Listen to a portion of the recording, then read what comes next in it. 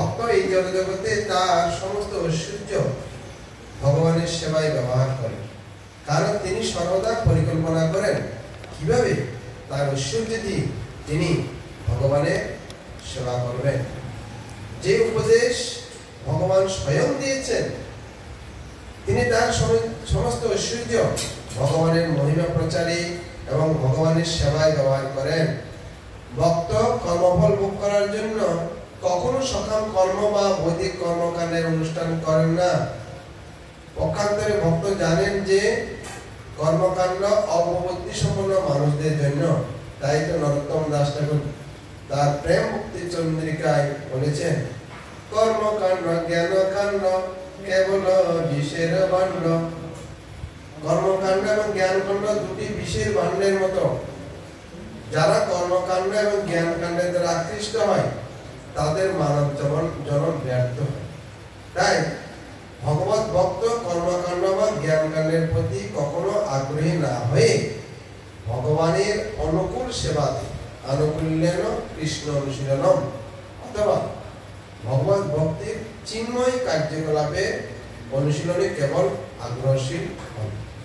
এখানে শিলা প্রপাদের প্রাঞ্জল তাৎপর্য সমাপ্তি। যেখানে আপনারা আশা করি বুঝতে পেরেছেন যে ভগবান কত সুন্দর প্রহ্লাদকে, এখানে অনেক শিক্ষা রয়েছে। শুদ্ধ ভক্তদের এই জগতের স্থিতির লক্ষণ এখানে বর্ণনা করেছে। শুদ্ধ ভক্তরা জগতে তারা কিভাবে থাকে,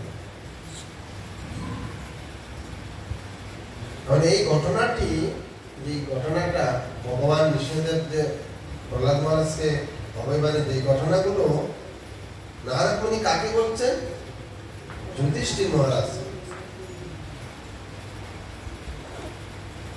শিষ্যের মহিমা আরেক শিষ্যকে বলছে যুধিষ্ঠির মহারাজ। আর যুধিষ্ঠির মহারাজ এমন একজন ধার্মিক রাজা ছিলেন, যখনই কোনো সংকটে কোনো একটা দুশ্চিন্তা তখন নারদ মুনি আবেদন করে। আমরা প্রথম স্কন্ধ থেকে দেখতে পাই, যখন বিদুর কুরুক্ষেত্রের যুদ্ধের পরে যখন যুধিষ্ঠির মহারাজ রাজ্যাভিষিক্ত হলেন, তিনি রাজ্যাভিষিক্ত সেখানে ধৃতরাষ্ট্র গান্ধারী তখন ওনারা তখনই ছিলেন। বিদুর চিন্তা করলেন যে আমার ভাইটা এখনো কেন জ্বর আসক্তি মধ্যে রয়েছে, ওকে একটু মুক্ত করে। বিদুর বিভিন্ন তীর্থে পর্যটন করে তিনি আসলেন, এসে ধৃতরাষ্ট্রকে অনেক কথা বোঝালেন। বোঝার পরে বলছেন যে আপনাকে কিভাবে ত্যাগ করতে আর তিনি শর্ত দিয়েছেন কাউকে বলা যাবে না কেন। কারণ যুধিষ্ঠির মহারাজ এত ঘটনার পরও ধৃতরাষ্ট্র জেঠামশাই এবং জেঠিমা গান্ধারীকে এত শ্রদ্ধা করছেন, তাদেরকে বুঝতেই দিচ্ছে না তাদের যে কষ্ট। সেদিন বিদুর বুঝতে পেরেছিলেন যে না, যুধিষ্ঠির মহারাজ যদি বলা হয় তো জিতে দেবে। এমনকি সঞ্জয়কেও বলে নেই, আর সঞ্জয় এত প্রিয় সেবক ছিল। তখন সঞ্জয়ের কেউ না জানার মতো বিদুর এবং ধৃতরাষ্ট্র এবং গান্ধারী চলে। যুধিষ্ঠির মহারাজ প্রতিদিন তিনি রাজ্যাসনে রাজকার্য পরিচালনা শুরু করার পূর্বে তার প্রাতঃকৃত্য সন্ধ্যা আহ্নিক পূজা অর্চনা শেষ করে জেঠিমা এবং জেঠার কাছ থেকে আশীর্বাদ নিতেন জ্যেষ্ঠ। তারপর তিনি রাজসিংহাসনে বসতেন। তো যখন সে আশীর্বাদ নিতে গেল, দেখা যাচ্ছে সেখানে জেঠা জেঠিমা এবং বিদুরও সেখানে নেই, দুই পিতৃব্য নেই। সঞ্জয়কে জিজ্ঞাসা করে আমি বঞ্চিত হয়েছি, ওনারা আমাকেও বলে নাই। যুধিষ্ঠির মহারাজ খুব মর্মাহত। এই মুহূর্তে তখন নারদ মুনি আবির্ভূত হলেন। শুদ্ধ ভক্তদের অনেক তাদের সেরকম এখানে যুধিষ্ঠির মহারাজ আবির্ভূত হয়ে যুধিষ্ঠির মহারাজকে বলছেন, দেখো এরকম ভগবানের শুদ্ধ ভক্ত প্রহ্লাদ মহারাজ তিনি রাজা ছিলেন। এই কথাগুলো যুধিষ্ঠির মহারাজকে বলার উদ্দেশ্য কি? তিনিও যাতে সুন্দরভাবে এই দুই পিতৃপদ চলে গেল। হ্যাঁ, যেহেতু তিনি উত্তরাধিকারী রাজা হয়েছেন, তিনি তাতে এত ঐশ্বর্য পাওয়ার পরও তাতে তিনি নিরাশ হতে থাকেন এবং তিনি তাতে নিজেকে এরকম মনে না আমি রাজা হয়ে যাবে বিষয় ভোগী হয়ে যাচ্ছি, এরকম কিন্তু অভয় বানিয়ে দিচ্ছেন যে তুমি চিন্তা করো না, তুমি জগতে আছো। ধ্রুব মহারাজ তো তাই, ধ্রুব মহারাজে কিছু চাইনি, তবু তাকে সত্যিকার রাজত্ব করতে হয়েছে যেহেতু ক্ষত্রিয়, কিন্তু চাইনি। কিন্তু ভগবান তুমি চিন্তা করো না, তুমি জগতে আছো, তুমি রাজা, তুমি শুধু সর্বদা আমার উপদেশ শ্রবণ করবে, আমার বাণী শ্রবণ করবে। তাই তো অম্বরীশ মহারাজ এত বড় বৃদ্ধ মহারাজ শশাঙ্কের রাজা হওয়ার পরও ওনারা কি সুন্দর ভগবত ভক্তি জাগরণ করছে। এগুলো আমাদের জন্য শিক্ষা। এখানে সূর্য পূর্ণের কথা বলেছে। পরাশরমণি, ব্যাসদেবের পিতা পরাশরমণি ভগবানের সংজ্ঞা দিয়েছেন, অসূর্যস্য সমগ্রস্য বীর্যস্য স্বীয় জ্ঞান পরিজ্ঞ চৈব স্বর্ণং ভবইতি বলা। ঠিক তেমনি আন্তর্জাতিক কৃষ্ণ ভগবতের সঙ্গে ইস্কনে এই ছয়টি ঐশ্বর্য রয়েছে, কিন্তু আছে না? জ্ঞান নাই প্রবাদের এই সোসাইটিতে, কি জ্ঞান নাই? হ্যাঁ, আমাদের মুক্তিমান নদপু আছে, কই গেল? এত সুন্দর সুন্দর গ্রন্থ অনুবাদ করছে, এত গ্রন্থ বের করছে, কিভাবে? কত গ্রন্থ প্রবাদ দিয়ে গেছে, কত জ্ঞান দিয়ে গেছে। ঐশ্বর্য, ছয়টি ঐশ্বর্য। বৈরাগ্য আছে না? আমাদের স্কুলে কিছু কিছু ভক্তের বৈরাগ্য দেখলে ওরে বাবা। স্বামী বিবেক একজন আছে, আমাদের প্রেমাঞ্জন প্রভু 4টার সময় সেই ডাস্টবিনের ড্রাম গুলো নিয়ে যায়, রাস্তা ফেলে দিয়ে আসে। কি অদ্ভুত! আরো এরকম অনেক বৈরাগ্য এই মন্দিরেও আছে, অনেক বৈরাগ্য। ঐশ্বর্য, ধন সম্পদ, পৃথিবীতে কত মন্দির প্রবাদে।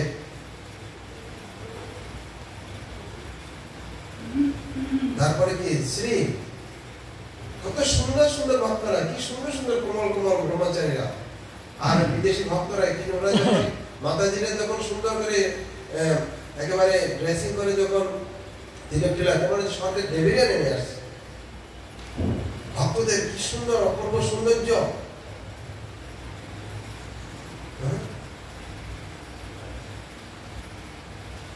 জ্ঞান সব রয়েছে, কিন্তু সেগুলো হচ্ছে ভগবানের। বিশেষ করে আমরা যা ব্রহ্মচারী আশ্রমে আমরা দুটি ঐশ্বর্যকে আমরা গ্রহণ করব, জ্ঞান আর বৈরাগ্য। জ্ঞান আর কি বৈরাগ্য। বৈরাগ্য মানে কি? প্রভাত আবার ষষ্ঠতে জ্ঞান যোগ না বলছেন।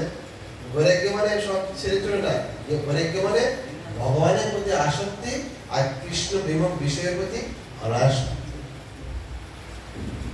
বৈরাগ্য মানে এমন নয় যে আমাকে কেউ দিল 50,000 টাকা দিল যে প্রভু এগুলো ভগবান, না আমার এগুলো দরকার নাই, এগুলো আরে আবার আপনাকে তো দিচ্ছেন, এগুলো যদি ভগবানের সেবার জন্য নেন, নিয়ে ভগবানের সেবাই দিয়ে দেন।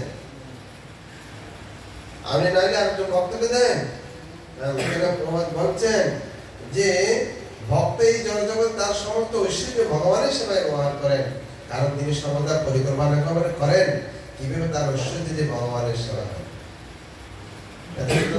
বিল্ডিংটা হয়েছে লক্ষ্মী নাহলেকে হয়েছে ভগবানের সেবা। এই যে আমাদের গদাধর পণ্ডিতের ধাম উন্নয়ন চলছে, আস্তে আস্তে ধীরে ধীরে ভগবানের সেবা। প্রভুপাদ যখন মায়াপুরে ভজন কুটির আদি মায়াপুরের ঘর, তো সেখানে আসলেন। এখন বিশেষ করে প্রথম দিকে তমাল কৃষ্ণ গোস্বামী মহারাজ ছিল, ভবানন্দ স্বামী মহারাজ, প্রভুপাদের জন্য চিন্তা করছে কিভাবে এখন কোথায় থাকতে দিব, প্রভুপাদ কিভাবে থাকবে চিন্তা করে গেছে। এখন প্রভুপাদ ঘুরে টুরে এসে ওই ভজন কুটির বসে একটু আরাম দিয়ে হেলাম দিয়ে প্রভুপাদ বসছে। সাধুদের জন্য এটাই যথেষ্ট, খুব সুন্দর। মানে শিষ্যরা চিন্তা করছে প্রভাত এটা বেড়ার ঘর, কিভাবে থাকবে এখানে, কিভাবে করবে বসবে।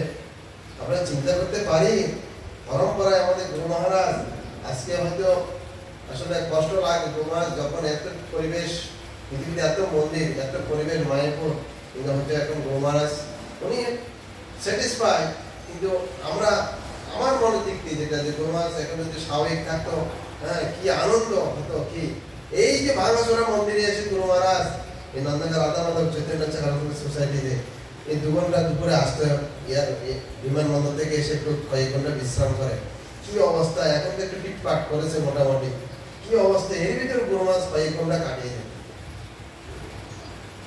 কারণ সাধু ভক্ত 5 তলা, গাছতলা, নিচতলা, 5 তলা, 8 তলা সব সব আপনাদের আশীর্বাদে গুরু মহারাজের কৃপায় যখন সংকীর্তন প্রচার করেছিলাম, কখনো দেখা যায় নিচতলা, কখনো ফ্লোরে, মন্দির নাট মন্দিরের ফ্লোরে, কখনো আমাদের অনেক ভক্ত বাড়ি, এখনো এগুলোর প্রতি আমাদের কখনো আসক্ত হয়। কারণ বুঝতে হবে ভালো করে এই জগতের এগুলো হচ্ছে অনেক। এখন কারণ চলে গেলাম, গরম হয়ে উপায় নেই, এই জন্য ভগবানের সেবায়। কারণ এই জন্য যদি আমরা যদি মনোভাব এসে যাই, এখানে প্রভু সতর্কবাণী দিচ্ছেন, এটা কর্মকাণ্ড আর জ্ঞান কাণ্ড হয়ে যাবে। কিন্তু যারা শুদ্ধ ভক্ত তাদের স্থিতি কি না, তারা মনে করেন না। আমি যেমন আজকে আমাদের দেখতে পাই, আমাদের ঢাকার ভক্ত প্রতিমাকে সব কোনো কত ঐশ্বর্য, সেবা করছে, দান করছে। আজকে আমাদের প্রভাত শিষ্য অমরেশ প্রভু টিএমবি চেয়ারম্যান সেবা দিচ্ছে, মহাপ্রভু সেবা দিচ্ছে। বিশেষ করে এই শ্লোকগুলো প্রচারের ক্ষেত্রে আমাদের খুব ভালো লাগে, ভালোভাবে প্রয়োগ করা যায় প্রচার ক্ষেত্রে বলে। এই উদাহরণ দেখুন, প্রহ্লাদ মহারাজ রাজা চাচ্ছে না, কিন্তু ভগবান বলে তুমি চিন্তা করো না, তুমি রাজা হও, তুমি সর্বদা আমার চিন্তায় থাকো, আমার উপদেশ শুনবে, আর তুমি তোমার স্বাভাবিক দায়িত্ব চালিয়ে যাবে। রঘুনাথ গোস্বামীকে অনেক তৃতীয়বার তীব্র পরীক্ষা আসছে, কিন্তু প্রথম দেবের কিন্তু ফিরিয়ে দিয়েছে।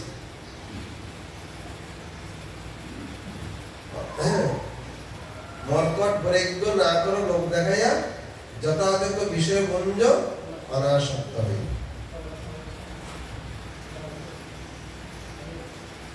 এই জন্য আমরা আমাদের ক্ষেত্র, আমরা যখন কেউ ভালো হয়তো কীর্তন করতে পারি, ভালো প্রচার করতে পারি, ভালো ম্যানেজমেন্ট করতে পারি, কিন্তু এগুলোর জন্য গুরু কৃষ্ণের সেবায়, এটা হচ্ছে ভাগবতের শিক্ষা। তাহলে আমরাও মহিমান্বিত হতে পারবো। কেউ ভালো নীতি সেবা করতে পারে, বুঝতে হবে যে এগুলো গুরু বৈষ্ণবদের আশীর্বাদ।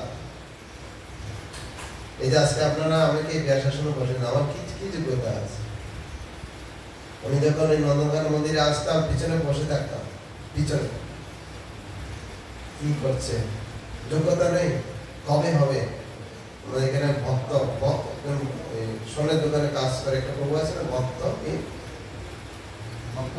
ভক্তবাবু, উনি আমাকে করতাল একদিন হাতে ধরে, করতাল 2টা হাতে ধরে একটু আসার চেষ্টা করে। আমার করতালের গুরু বর্ষা করে যে খাটো ব্যস্ত দেখো বৈষ্ণবের কৃপা, একটু চেষ্টা করে ওনার কাছ থেকে করতাল শিখে শিখে আস্তে আস্তে আস্তে আস্তে উনি বৈষ্ণবের কৃপা। আমি যে পিছনে বলে, আমি তো একদম নিকৃষ্ট ছিলাম, আবার আস্তে আস্তে আস্তে আস্তে ভক্ত সন্তান একটু সামনে বসার চেষ্টা করলাম, ভালো করে শোনার চেষ্টা করলাম। এগুলো আমাদের, আমরা অনেক সময় ব্যবহার হচ্ছি। আমাদের জীবনে সর্বনাশটা কখন আসে? যখন আমরা অতীতকে ভুলে যাই। আমাদের জীবনে, ভক্তি জীবনে ধস অধপতন আসে কখন? আমরা অতীতকে ভুলে যাই। আমি একটা গল্প শুনেছিলাম, এক মানে গরিব লোক, সে এত গরিব ছিল, মানে তার একেবারে সংসার তো খুব কষ্ট করে। তো ভগবানের কৃপায় সে কোনো না কোনোভাবে একটু সচ্ছল হচ্ছে। যখন একটু সচ্ছল হচ্ছিল, তখন সে তার একটা পুরনো জুতা ছিল, পুরনো জুতা একদম ছেঁড়া ফাটা, তখন একটি নতুন জুতা কিনেছে। নতুন জুতা কিনে চিন্তা করলো আমি পুরোনো জুতাগুলো কেন রেখে দেবো, এগুলো আমার লাগবে। আমি যদি এগুলোকে স্মরণ রাখি তুলে তা আমি আমার অতীতকে ভুলে যাবো। সেইগুলো পলিথিন রেখে সুন্দর করে ব্যাগ দিয়ে ব্রিফ কেসের মধ্যে জুতোগুলো রেখে দিয়েছে। তার আরো কয়েকজন রুমমেট ছিল, রেখে প্রতিদিন ওই একবার করে দিন দিন আরো কোটিপতি হচ্ছে, ঐশ্বর্যশালী হচ্ছে, পিছনে প্রতিদিন সে একবার ওই ব্রিফ কেস খুলে জুতোগুলো দেখতো। তো সবাই ভাবতেন কি প্রতিদিনই ব্রিফ কেসের মধ্যে কি দেখি, কি রয়েছে, কারো দেখতে দিত না। দেখুন জোর করে ভাই দেখি তোমার তার প্রাইভেট গাড়িটা সেটা হয়েছে, দেখে যে পুরোনো জুতা। সবাই অবাক হয়ে গেছে, কি ভাই আপনি পুরোনো জুতা এখানে এগুলো? ভাই আমি আজকে কোটিপতি হয়েছি। আমি, আপনারা কি জানেন আমি কোথায় ছিলাম? আমি এরকম এমন অবস্থা ছিলাম, আমি যাতে অতীতকে ভুলে না যাই, আমি অহংকারে মেয়ে না যাই, সেজন্য আমরা আমাদের অতীতকে, যদি আমরা অতীতকে স্মরণে রাখি, তাহলে আমাদের জীবনে যত ঐশ্বর্য, যত আমাদের প্রতিষ্ঠা বা যত আমাদের এরকম আসুক না কেন, সেগুলোকে আমরা অবাক করতে পারি। এগুলোই হচ্ছে শিক্ষা। ভগবান অভয়বাণী দিচ্ছেন যে তুমি চিন্তা করো না, তুমি এই জন্য তো ভাগবত কথা শ্রবণ করা। এগুলো শ্রবণ করা মানে আমি এখন কোথায় আছি, নিজের স্থিতিটা মাপি, আমি কোথায় ছিলাম। কারণ ভগবান বলছেন, কারণ আমি সকলের বিরাজমান পরমাত্মা। আমি তো, তুমি যখন গরিব ছিলে তখনও ছিলাম আমি সাক্ষী, এখন আমি কোটিপতি তখন আমি সাক্ষী আছি। সেই দিন তুমি চিন্তা করেন আমি সাক্ষী আছি যে আমরা যাতে সর্বস্বচ্ছ হৃদয় সন্নিবিষ্ট মধ্যস্থিতি গেল করানো হচ্ছে। ভগবান পরমাত্মার উপর রয়েছেন, সবসময় তিনি আমাদের সাথে আছেন। কিন্তু আমি নিজেকে ভুলে গেলে কি হবে? পরমাত্মা তো বলছে না, তিনি তো সব স্মরণ রাখছেন, তিনি রেকর্ডিং রাখছেন, সবকিছু তিনি রেকর্ডিং রাখছেন। ব্যাপার হচ্ছে এখানে শুদ্ধ ভক্তদের স্থিতির কথা, কিন্তু আমরা তো এর দ্বারা প্রভাবিত হয়ে যাই। এজন্য আমরা প্রত্যেকের জন্য প্রার্থনা করতে হবে নিত্যানন্দ পুরের কাছে, মহাপ্রভুর কাছে, যাতে আমরা অতীতকে ভুলে না যাই। যখন একজন ভক্ত প্রথমে আসি আমরা, তখন কতটা আমাদের ভিতরে পরীক্ষা থাকে চিন্তা করি তো, কতটা বৈষ্ণবদের প্রতি, প্রভুপাদের প্রতি, মন্দিরের প্রতি আমাদের আকর্ষণ, বৈরাগ্য এবং সেরকম প্রীতি থাকে।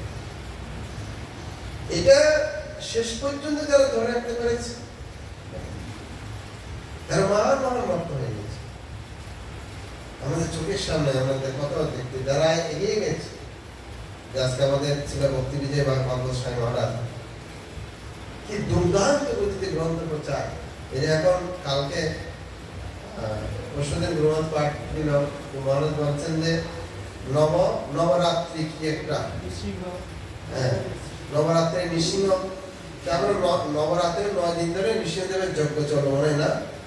আমি দেখেছি মাইপুরে গতবার না তার আগে, হ্যাঁ 9 দিন ধরে 12টা পঞ্চায়েতের সামনে 12টা যজ্ঞ, তোমাদের সুস্থ কামনায়, ভক্তদের সুস্থ কামনায়, হ্যাঁ 12টা যজ্ঞ 9 দিন ধরে, 9/108।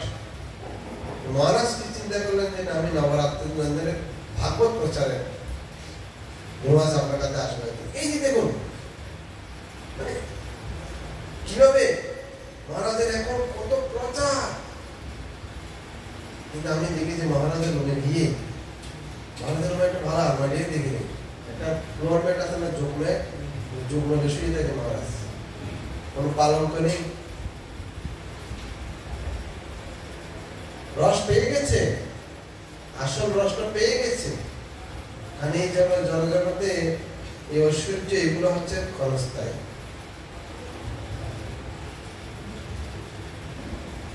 শুদ্ধ ভক্তদের এই বিষয়গুলো এখানে বলছে, তুমি চিন্তা করো না, হ্যাঁ যে আমার চিন্তায় দেখো, আমার উপদেশ শোনো, হ্যাঁ, তাই সকাম কর্ম পরিত্যাগ করে আমার আরাধনা।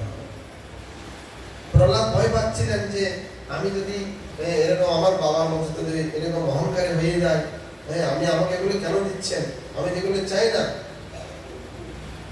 প্রহ্লাদ ভয় পাচ্ছেন আমি যদি আমার বাবার মতো এরকম অসুরকুলে জন্ম আমার, হ্যাঁ, এমনিতে অসুরকুলের জন্ম, তার মধ্যে আপনি যদি আমার ঐশ্বর্য দেন, আমি যদি এরকম আবার হয়ে যাই। কিন্তু আমরাও ভগবানের কাছে এই প্রার্থনাগুলো করতে হবে। ভগবান তুমি আমাকে যে অবস্থা রাখো না কেন, হ্যাঁ, তোমার সেবাই রাখো। আমি দেখতে আসলে আমাদের পণ্ডিত আমি ওনার ওইখানে আছেন, ওনার অনেক সুন্দর পরিকল্পনা নিয়ে বিদায় করে বাসবনের বিবরানি রাধা মাধবের সেবায় যাচ্ছেন। আমি ভগবানের কাছে প্রার্থনা করি, যদি আমার যোগ্যতা নেই তো প্রার্থনা করি, আর তো কিছু যোগ্যতা নেই, কিন্তু একটু বলছি আপনারা এই প্রভাত গুরু মহারাজের সেবার জন্য যেভাবে যাচ্ছেন এবং যেভাবে বিশেষ করে আমার মতো অদমদের প্রতি যেভাবে শ্রদ্ধা দেখাচ্ছেন, যে আমাকে যে সম্মাননা, হ্যাঁ, সেগুলো আমি আমার গুরুদেবের কাছে নিবেদন করছি।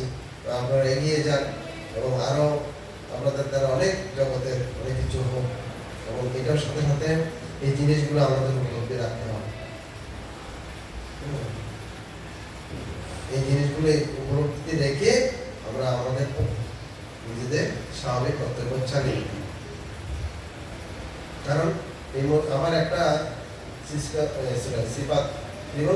কাছ থেকে একটা রাধানাথ সাহেব মহারাজের কাছে উনি অনুবাদ করে পড়াচ্ছিলেন, যে বলছেন, মহারাজ বলছেন যে দেখো, তুমি তোমার এই জগতে প্রতিপত্তি, প্রভাব, পদ অধিকার, তোমার ক্ষমতা, ঐশ্বর্য, তোমার দাপট, এগুলো হয় তোমাকে বিরক্ত হয়ে ছেড়ে দিতে হবে, আর নাহলে কেউ তোমার কাছ থেকে কেড়ে নেবে। কিন্তু তিনটা জিনিস তোমার কাছ থেকে কেউ কেড়ে নিতে পারে। কি কি? কঠোর সাধনা, শুদ্ধ ভক্তি আর প্রেমময় সেবা। এই তিনটা হচ্ছে অন্তরে। সেবা কেমন ভাবে করবেন সেটা অন্তরে। ডিভোশন স্যার কেমন, কি প্রীতি, কি মনোভাব নিয়ে করবেন সেটা হচ্ছে আমার নিজের অন্তরে। সাধনা কতক্ষণ সাধনা করবেন, সাধনা কি জপ, হ্যাঁ, বিশেষ করে জপ, মনোরাজ্য, যোগদান, এগুলো হচ্ছে আমার নিজের অন্তরে। তারপরে শুদ্ধ ভক্তি, এগুলো অন্তরে, এগুলো কেউ কেড়ে নিতে পারবে না। আর ভগবত ধাম যেতে হলে এই তিনটে জিনিসকেই আমাদের আশ্রয় করতে হবে। তাহলে ওই ভগবত ধামে অন্য এই সমস্ত কিছুর কোনো মূল্যায়ন থাকবে, শুধু আমাদের এই তিনটা জিনিস। তাই মহারাজ বলছেন এই তিনটে জিনিসকে আশ্রয় করে তুমি ভক্তি জীবন পাবে। এটা আমি সবসময় প্রতিদিন একবার করে কথাটা স্মরণ করি। যে যা যোগ্যতা আছে চিনে দেয় কি। তাই আমরা প্রভুপাদের কাছে প্রার্থনা করবো। প্রভুপাদ যেরকম এত ঐশ্বর্য, একটা চিন্তা করে দেখুন না, আজকে আন্তর্জাতিক কৃষ্ণমন্দির সঙ্গে সারা পৃথিবীতে কত ঐশ্বর্য, কত সম্পত্তি, কত ধন সম্পদ, এই সমস্ত কিছু কার নামে করেছে? অভয়চরণের ভক্তিবেন্দ্র স্বামী প্রভুপাদের নামে করেছে, নাকি আন্তর্জাতিক কৃষ্ণমন্দির ইস্কন রাধা মাধবের নামে করেছে? আজকে আমরা অনেক সময় দেখি অনেক ভক্তরা বা অনেক কিছু ঘোষণা যায় ব্যক্তিগত এটা সেটা, আর প্রতিষ্ঠা থেকে ফলো করি না। যদি 0.001% যদি প্রবাদ অভয় চরণ করতে করতো, তাহলে ওনার প্রবাদ চিন্তা করছেন আমি যদি আমার ব্যক্তিগত নামে আমার সন্তানরা দাবি করবেন। যেমন পুরী রাজা, ইন্দ্রদেব রাজা জগন্নাথের কাছে কি প্রার্থনা করছেন, যে আমি যেন কোনো সন্তান, নিঃসন্তান, আমি যেন কোনো সন্তান প্রার্থনা করি। কারণ যদি আমি সন্তান প্রার্থনা করি, আমার সন্তান আসবে এই মন্দিরের মালিকানা দাবি করে। এই জন্য প্রভু আপনার কাছে আমি কোনো সন্তান। কি কেমন ব্যাপার সবার বিষয়গুলো, এগুলো অনেক উচ্চ মার্গে, কিন্তু আমরা স্মৃতিচারণ করলেও তো আমাদের ভিতরে কিছুটা প্রভাব পড়বে নাকি? প্রভাব ঠিক আছে, সব প্রভাত উপলব্ধি করলেন যেগুলো সব ভগবানের বসে। জিরো থেকে হিরো হলো না প্রভাত, কারণ প্রভাত জানলেন বুঝলেন সব ভগবান। মার্কিনী ভগবত ধর্মের মধ্যে লাগছে না, ছেলে মোর নাতি পুত্র কন্যা আনিগণ। হ্যাঁ, অর্থ নেই বলে সবাই। প্রভাতে কি ছিল না,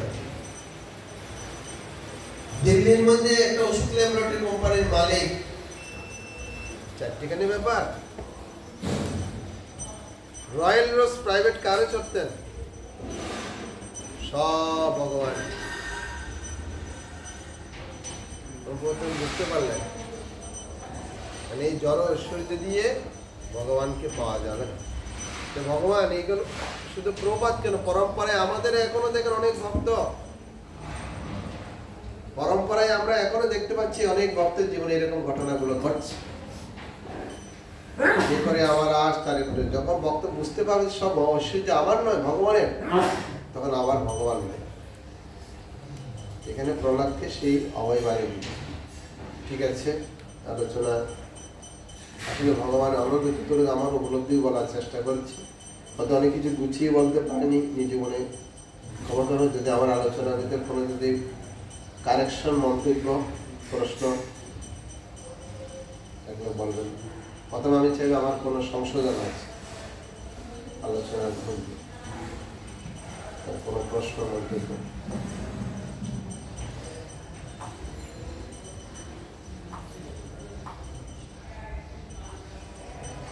আশা করি সবাই হৃদয়ঙ্গম করেছে আমার জন্য।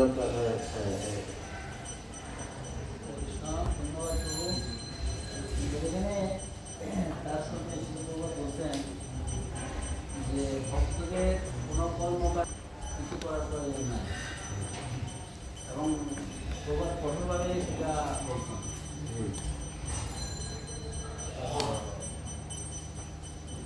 আমরা অনেক সময় মনে আসে যে না আমার বাবা মারা গেল, বছরে এগুলোটা করা দরকার, কিংবা না করলে যা আছি সামাজিকতার কারণে করতে হয়। কিভাবে ভক্তরা সবসময় যে সামাজিকতা না, এটা ঠিক বলেছেন, কিন্তু এটা ভক্তরা তো এটা কর্মকাণ্ডে, এটাতে আমাদের গোপাল ভট্ট গোস্বামী আমাদের পরম্পরায় ওনারা তো মহাপ্রভু করেছেন না। মহাপ্রভু তো গয়া গিয়ে পিণ্ড দান করেছেন, অদ্বৈত আচার্য ঠাকুর করছেন না। অদ্বৈত আচার্য ওনার পিতৃদেবের উদ্দেশ্যে বৈষ্ণব সেবা দিয়েছেন, ব্রাহ্মণ সেবা দিয়েছেন। এটা কর্মকাণ্ড। এটা ভক্তরা প্রথমত হতে পারে যে দুটো বিষয় আছে। একটা হচ্ছে পিতা মাতা যদি হয়তো তারা ভক্তি করতে না, তাদের আত্মার কল্যাণ কামনায় ব্রাহ্মণ বৈষ্ণবদের সেবা, ব্রাহ্মণ বৈষ্ণবদের প্রার্থনায় হয়তো তার পিতা মাতা। যদি এখানে যদি প্রহ্লাদের মধ্যে শুদ্ধ ভক্ত, তাহলে প্রহ্লাদ মহারাজকে বললেন আমি তোমার 21 পুরুষ উদ্ধার করে দেবো। অন্তত পিতা মাতা সন্তানের কর্তব্যে পিতা মাতার আত্মার কল্যাণে কাজটি করে, এটা সকল কর্মকাণ্ডই নয়। তারা যেন ভগবত ভক্তি ভক্ত পরিবারে জন্ম হয়। আর দেখা যাচ্ছে শুদ্ধ ভক্ত পিতা মাতা ভক্ত, তাদের জন্য সেক্ষেত্রে হচ্ছে তাদের আশীর্বাদ পাওয়ার জন্য সাধু গুরু বৈষ্ণব পাওয়া যায়। সেখানে দেখবেন যে হয়তো আপনি সে শুধু ভক্তরা নয়, ওই সুবাদে অনেক সাধারণ মানে যারা পাবলিক তারাও আসবে, সেই সূত্রে তারাও এসে সাধুমুখ হরিকথা শুনবে। সেই জন্য ভক্তরা যা অনুষ্ঠান করে ভগবানের সন্তুষ্টি বিধানের জন্য করে। কারণ ভক্তরা জানেন, গীতায় বলছেন যে ভগবান যৎ করে সে যৎ অসনায় যৎ জোহে যদাসি যৎ তপস্য সে কুঞ্জে তৎকুরুষ মদর্পণম। হে কুন্তিপুত্র অর্জুন, তুমি যা অনুষ্ঠান করো, হোম করো, যজ্ঞ করো, দান করো, তপস্যা করো, আমার উদ্দেশ্য করো। ভক্তরা করে ভগবানের সন্তুষ্টি বিধানের জন্য। কারণ সেখানে যখন একটা অনুষ্ঠান হবে, সেখানে সাধারণ কিছু ভক্ত আসবে, তারা কৃষ্ণ নাম শুনবে, কৃষ্ণ প্রসাদ পাবে, এটাই চিন্তা করে। আর বিশেষ করে শ্রাদ্ধ বলতে কি, শ্রাদ্ধ বলতে শ্রদ্ধা সহকারে ব্রাহ্মণ বৈষ্ণব সমাজ তাদেরকে প্রসাদ, অন্ন, বস্ত্র, দ্রব্য আদি দান করে। এই দৃষ্টিকোণটাকে ভক্তরা দেয়। এটা কর্মকাণ্ডীয় নয় যে মানুষ আমাকে প্রশংসা করবে, এটা না। ভক্তরা চিন্তা করে এটা, যেখানে কিছু একটা বৈষ্ণব সভা হলো, কিছু সাধন, আর এই সুযোগে যখন আসবে সেখানে আমাদের গ্রন্থ প্রচারের ভক্তরা তাদের কিছু গ্রন্থ দেবে। যেমন আমরা বিভিন্ন পূজা টুজা হয় না, দুর্গা, বিশেষ করে আমরা এখন না হয় একটু পরিস্থিতি, বিভিন্ন পুজো বা পুজোর মধ্যে আমরা স্টল দিই। আমরা কি কর্মকাণ্ডের মধ্যে আমরা ওইখানে যাচ্ছি, নাকি আমরা জীবকে কৃপা করার জন্য যাচ্ছি? প্রভুপাদের বাণী, বিশেষ করে পূজা, দুর্গা পূজা, কালী পূজা, এগুলো কর্মকাণ্ডী বিধান না। তা আমরা ওইখানে যাচ্ছি, তা আমরা এখানে কি কর্মকাণ্ডে অংশগ্রহণ করতে যাচ্ছি? ওইখানে গিয়ে আমরা সেখানে জীবদেরকে কৃষ্ণ ভাবনার মধ্যে দিতে যাচ্ছি। মানুষ গ্রন্থ নিচ্ছে, সেখানে হরিনাম করছে, বক্তারা কোনো। যেমন আমার মনে আছে, আমরা যখন বলছিলাম যে এই পাশে একটা পুজো এদিকে কোথায়, আপনারা অষ্টমী দিন একটু কীর্তন করেন। এই দৃষ্টিকোণ থেকে আমরা দেখি এটা প্রচার, ঠিক আছে। সমাজের মানুষ খুশি হয়ে গেল না, এরা কিছু করে, ওরা হয়তো ভাবছে কেন না, আমরা কর্মকাণ্ডে নাই, এরা একটু খুশি হয়ে গেল না, এরা কিছু করে। আমাদের উদ্দেশ্য হচ্ছে মানুষের মাঝে কৃষ্ণ ভাবনামৃত প্রচার, ঠিক আছে। এখানে বিশ্রাম রহিল ভাগবত লহরে, বদন বলে একবার বলে সবাই হরি হরি।